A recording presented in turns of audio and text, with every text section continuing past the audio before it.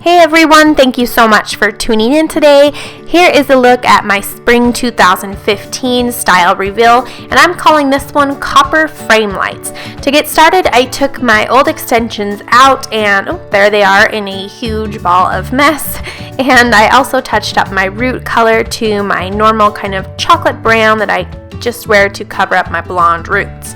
Now to get started with my color, I'm mixing up a lightener here, and this is a blue toned lightener, and the reason I'm using that is because it cancels out brassiness, but in this case it really doesn't matter because I am going for that copper look anyway. So to do that, I am using just a very low volume developer. This means it's not very strong and it's not going to lift anything to a blonde color. It's just going to take it to that nice coppery orange that I'm looking for. And I'm working here with 3 extensions at a time and just going to apply that color similar to how I normally do, kind of feathering it in through that middle section so that it just coats the very surface hairs. That's going to keep them from lightening too much, and it's going to give us that kind of medium copper color. And then I'm more thoroughly saturating the bottom so that the lightener surrounds all of the hairs there, and it's going to lighten those to a much brighter tone to give us kind of that melted ombre look that is achieved with this technique. So again, kind of feathering through that middle section and then super coating the ends. I did this with all of my extensions and then let them process at room temperature for about 30 minutes until they were the nice warm color that I was looking for. To get started on my own hair, I sectioned out this kind of front bang section. That is kind of the frame light that we're going for, and frame lights are short for face framing highlights.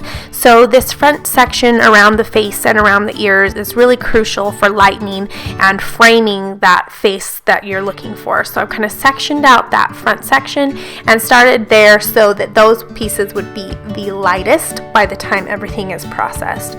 Applying a foil here on a thin horizontal section, and then the color in the same manner as we did with the extensions before.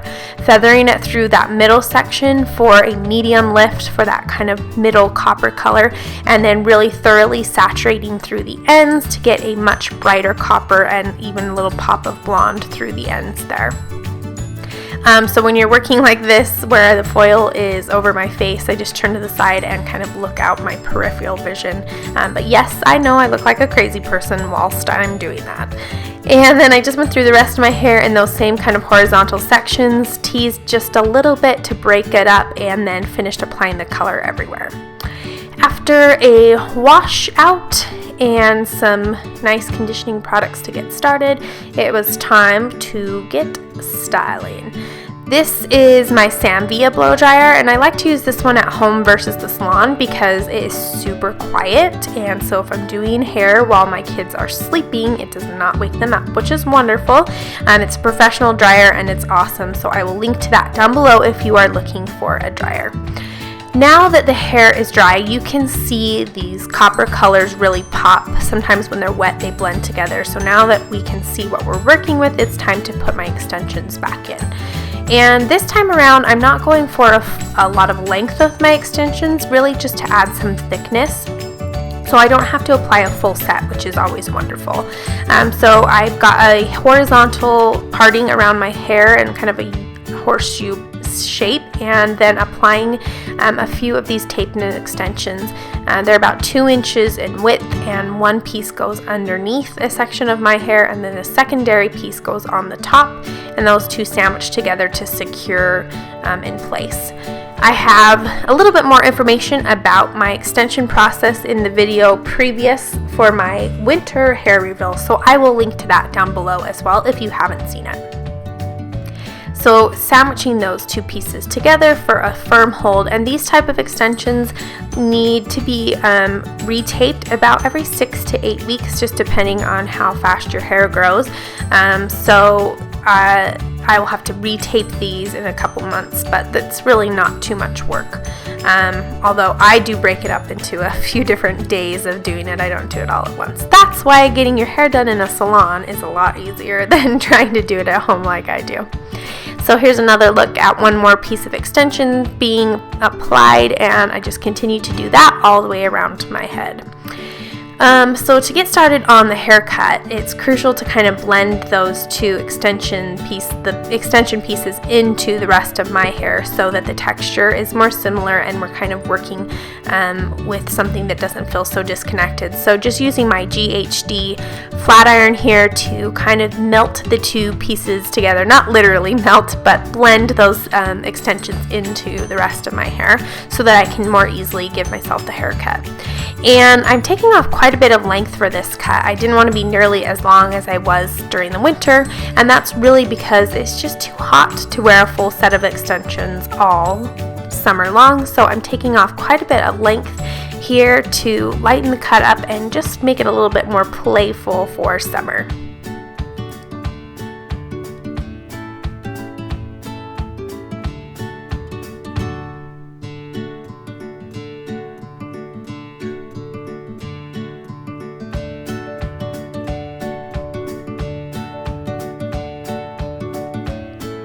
Then I knew I wanted to take the bang section or that fringe section and really lighten that up as well as shorten it up.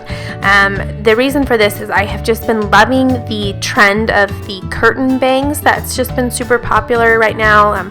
So they're parted down the middle and then they kind of sweep back away from the face, just like you were opening a curtain and it was framing your face, which I felt like worked really well with this color. With the bright color placed around the face, the bangs and the fringe also would really complement. But I wanted to be able to also wear them as kind of a side swoop bang as well, so I needed to keep them long enough for that. So it's kind of finding the balance between both versions. And you can see here that I'm just taking off some length and some texture through the bangs to get that look. Finishing up the haircut with my texturizing shears, I really think that's a crucial part of any kind of haircut with extensions, because that lightening of the extension through the bottom with the texturizing shear really helps it to blend and look more like normal natural hair because it's not so heavy. And then to finish up the style, I went back with my GHD iron again just to add a little bit of wave on the top surface layer while leaving the underneath straight. So just taking large sections and rolling them back away from the face and then sliding it from mid-shaft all the way down to the ends to give that light, loose curl. Thanks so much for watching, you guys. If you have any questions about this look or any of this color technique or extensions, please leave them in the comments below and I'd be happy to help. Again, I always recommend going and seeing your hairstylist for these looks, but I hope this was some great inspiration for you. Here's a look at the before and after from last season to this season and the change, and I hope you guys enjoyed it. Be sure you check out the blog, thebeautysnoop.com, and of course subscribe here on YouTube and my email newsletter so you can get the inside Snoop delivered right to your inbox.